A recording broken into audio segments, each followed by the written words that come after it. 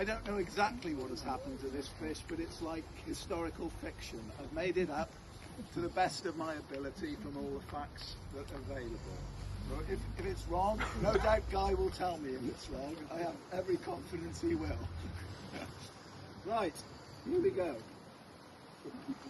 The untold story of the giant salmon. I hatched from an egg in February 1774, just upstream from Brecon. I then spent 2 years in the river before migrating downriver as a smolt and entering the Severn estuary, before turning right to the Atlantic and swimming across that great ocean to Greenland and Iceland. All the time I was gorging myself on shrimp, prawn and krill.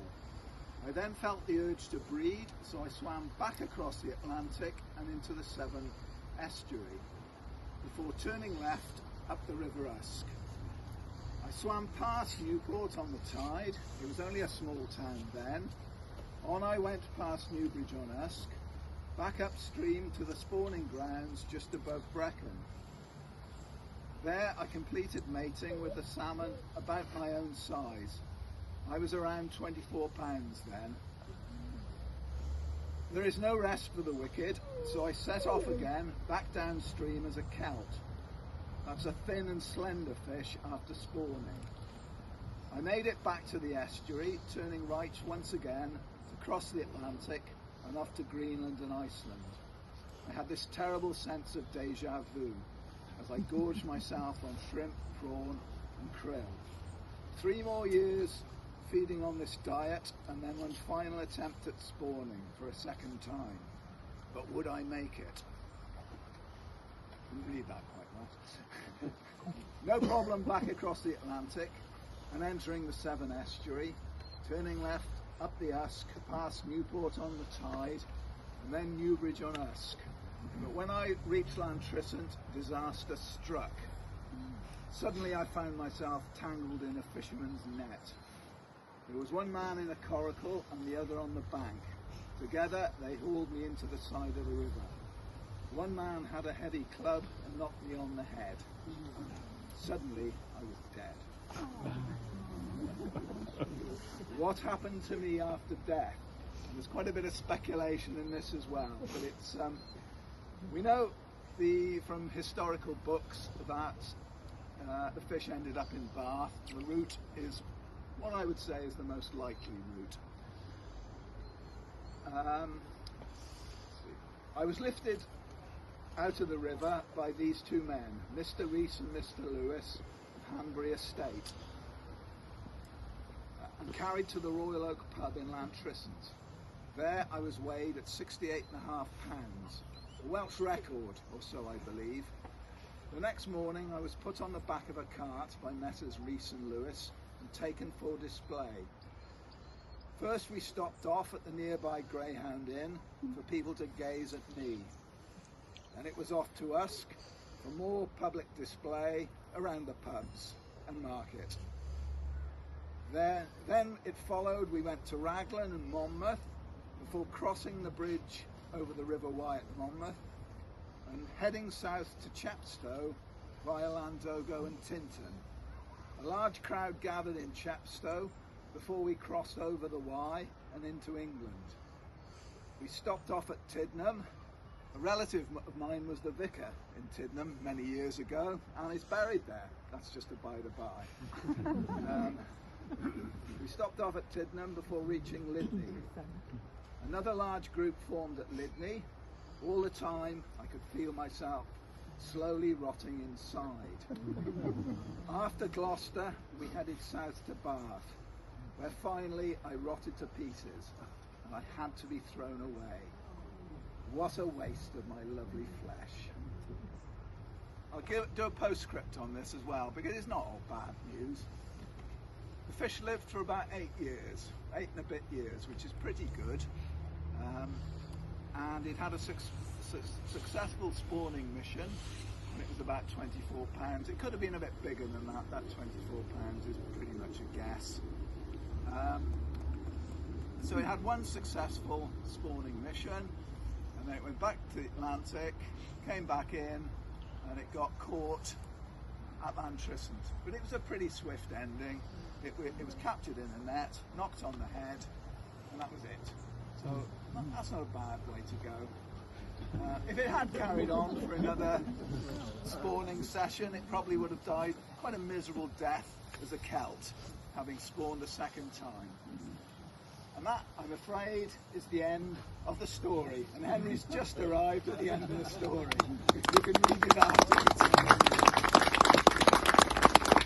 Right, I would like to hand over now to Merion. And I have to say, without Merion, this whole project would never have got off the ground, because I just told this story and showed the book to Usk Civic Society. I had no plans for anything like this. Merion really took the baton and went running with it. He employed Stephanie. Stephanie, I see there. Stephanie, I was a little doubtful at first because she was doing consultations at the school and they looked a little strange and eccentric, but I didn't realise she was a modern day Picasso, and I think we're all pleased with the results. Right, I'll hand over to Merion. Thank you very much. Thank you. Can you all hear me quite clearly? Or yeah. I think, unlike Mike, I don't have a very powerful voice, so I'll use the speaker. Bore da pawb, good morning everyone, and thank you for joining us on this special occasion. The unveiling of the life-size mosaic of the legendary giant salmon of the River Usk. A warm welcome to all our guests and sponsors, community members, representatives of the fishing community, Usk Town Council, Monmouthshire County Council, I'm not sure if there's anyone from Dŵr Cymru, but they were invited, and Natural Resources Wales, local businesses, and of course our artists. And is there any children here from the school? I don't think there is there? No, that's okay. Yeah. The idea, as Mike said, or should I say Alfred Russel Wallace said, the idea began in the spring of 2024, 18 months ago, when Mike Cowburn shared the story with the Giant Salmon with the Civic Society. Together, Mike, Simon and myself, we formed a small working group to bring this legend to life. The story dates back, as Mike said, to 1782, or before that, when it was born, when an extraordinary salmon was caught on the River Usk. A tale that has become part of local legend with a current exhibition at Chepstow Museum. Am I right, Rachel? Until December. So do go and see. There's two life-size paintings of the... One at the moment, yeah. At the moment, right. So do make your way down to the museum there. But this project is more than about history. It celebrates our river, its wildlife, and the need to protect it. With salmon numbers now in decline, we hope the mosaic and its educational links will inspire awareness and action to protect our natural environment. Created by our Newport-based artist, Stephanie Roberts, the mosaic is a vibrant, life-size representation made of the exact size of the original fish, 57 inches long and 13 inches wide. Set here on the Congar Walk beside the river, it enriches us with a lasting piece of public art. We're especially grateful that Stephanie involved the pupils of Usk Primary School, giving them a real lasting connection to the story. Some of them will of course be able to point out the pieces that they've contributed to, and perhaps share one day with their own children the story of the fish.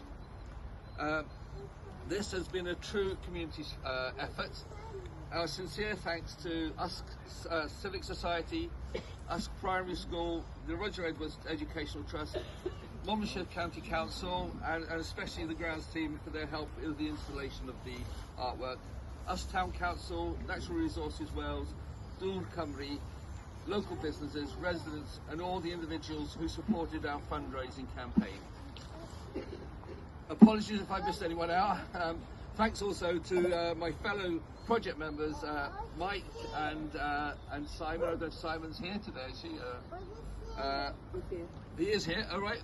Hi Simon, all right, thank you for your dedication in turning an old tale into a lasting tribute.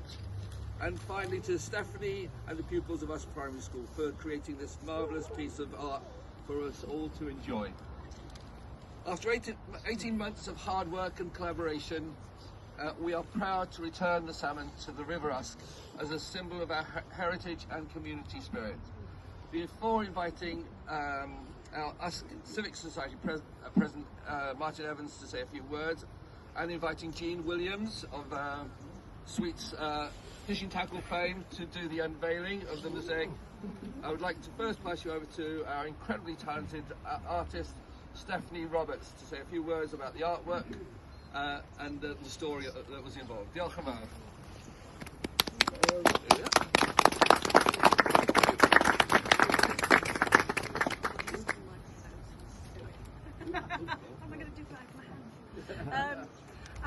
Thank you so much for coming and celebrating salmon today.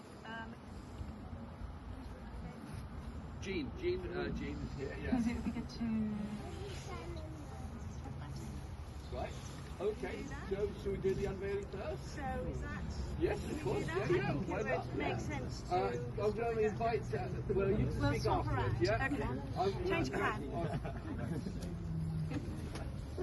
Well, ladies and gentlemen, thank you all for coming. We've made an event of it, and thank you very much for the subcommittee on the Civic Society. I know you've done an awful lot of hard work in getting this together.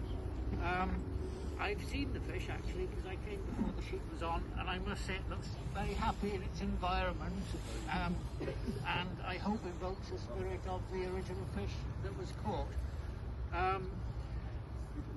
I'm now going to take you back, before I introduce Jean, I'm going to take you back to Usk in the time of the Miss Flemings at the Cardiff Arms, and when Tommy Cooper used to pop in there occasionally for a pipe. At that time, Usk had a famous son, and that famous son was Lionel Sweet, who was the world fly casting champion. Jean locally worked then in the shop, and she's owned the shop consequently. And I think has been talked about in many national newspapers and made us rather famous, particularly for its salmon. So, without further ado, I'll hand over to you, Jean. Thank you very much.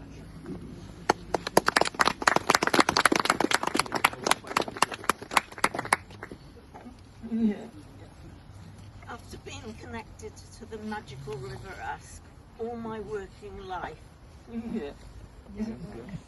I'll start again then. After being connected to the magical River Usk all my working life and having lots of fond memories of the river, I am delighted to perform this honour of unveiling this beautiful salmon.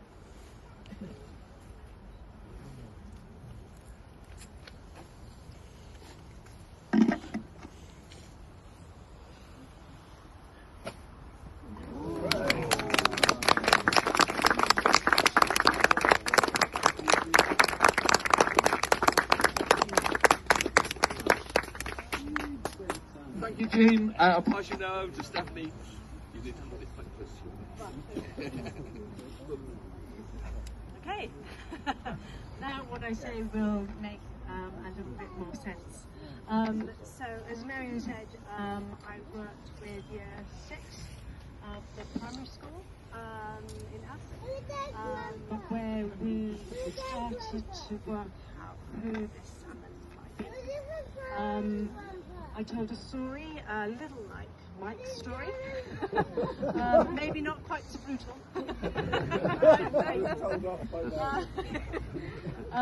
but I kept it real. It's a fact of what happened to the salmon, and the children found it incredibly sad that the salmon didn't come to good use for the village, and was not eaten and enjoyed by everyone. But that's the way it goes when you're the biggest, it seems. There was immediate a sense of love, I suppose, towards this salmon that they heard about. And that became a real driving force to the inspiration of what was going to adorn the body of the salmon itself. As you can see, the brown patination on her body is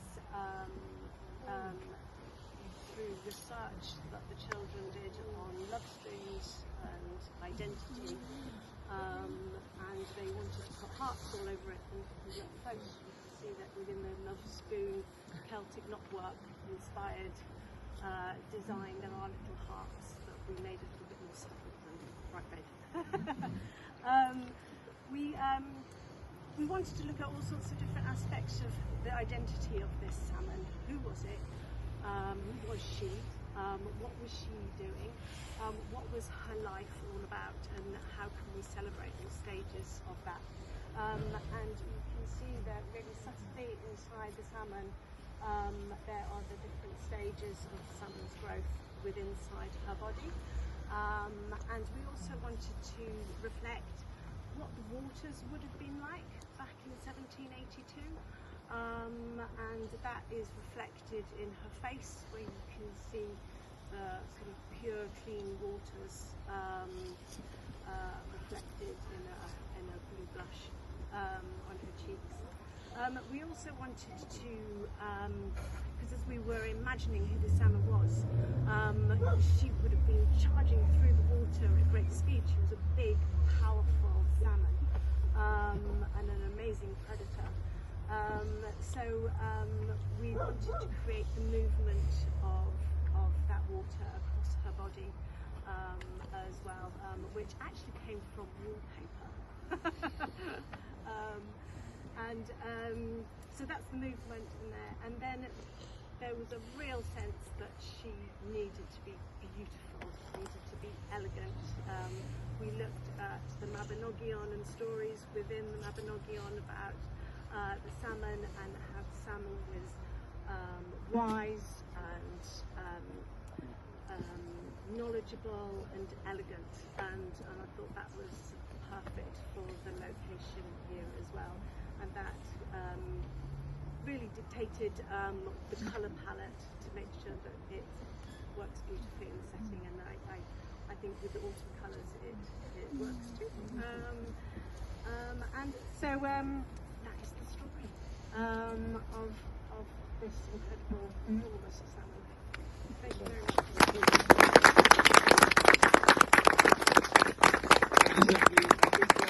You're all welcome to have a look at the fish, and of course we're all going to go back to the three salmons now. A drink. So you both enjoy. Drink or tea or coffee.